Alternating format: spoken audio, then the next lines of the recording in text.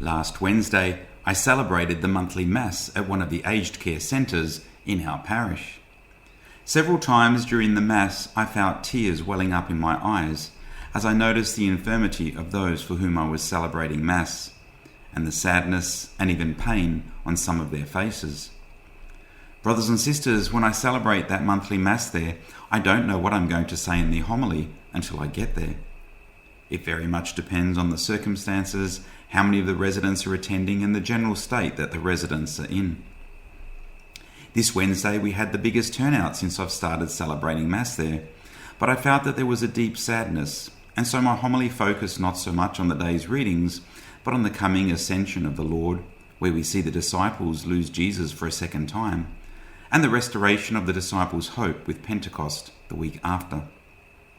Seeing the sadness in many of their eyes made me think of the two angels in today's first reading when they asked the disciples, "Why are you men from Galilee standing here looking into the sky?" Have you ever had that feeling of staring off into space, like you were removed from the reality of this world? For many in aged care, they are just waiting. They've lost their loved ones, their normal lives, their abilities. For the many of the old nonnas, their ability to be making lasagna and cannoli and biscotti for the family during the Easter season. Brothers and sisters, another thing that happened on that day, and that has been happening ever since, is I've had Whitney Houston's song, "All at Once," ringing in my head over and over.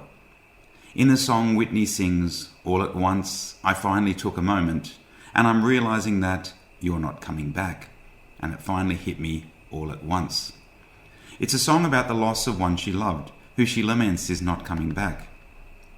Looking at the faces of these elderly men and women, racked with physical and emotional pain, I spoke of all the loved ones that they had lost, and how there seems to be this terrible emptiness inside of us. I then spoke of how it must have felt for the apostles as they witnessed Jesus leaving them again. But this time, like in Whitney's song, it seemed he wasn't coming back.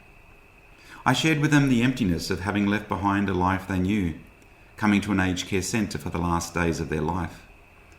But of course, brothers and sisters, the story doesn't end there. As we know, Jesus had been preparing the apostles and disciples for his imminent departure for quite some time. He made it clear to them that this life is not the end game. Instead, the target is heaven.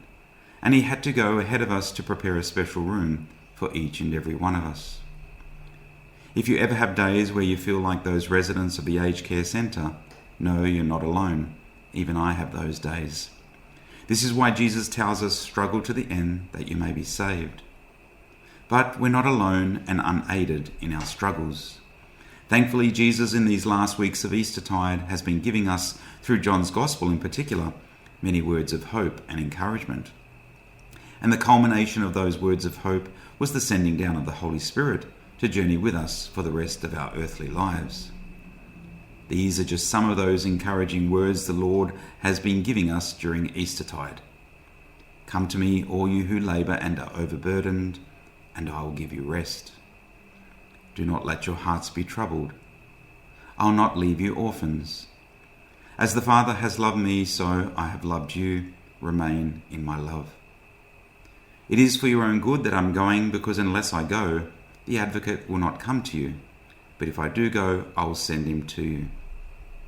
And only this last Friday, Jesus told us, I'll read you the whole Gospel, "I tell you most solemnly, you'll be weeping and wailing while the world will rejoice. You'll be sorrowful, but your sorrow will turn to joy. A woman in childbirth suffers because her time has come, but when she's given birth to the child, she forgets the suffering in her joy that a man has been born into the world. So it is with you.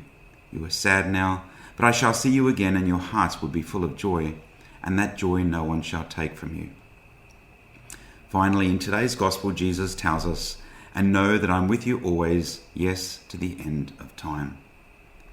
So, brothers and sisters, unlike in Whitney's song, where we don't hear of a joy-filled reunion, we as Christians hope and know that Jesus, while he's apart from us physically, is truly preparing us a special room. That we will one day be reunited with the Father, Jesus, the Holy Spirit, Mary, all the angels and saints, and of course all of our loved ones who have gone before us and have chosen to follow the Lord. So let us never lose hope.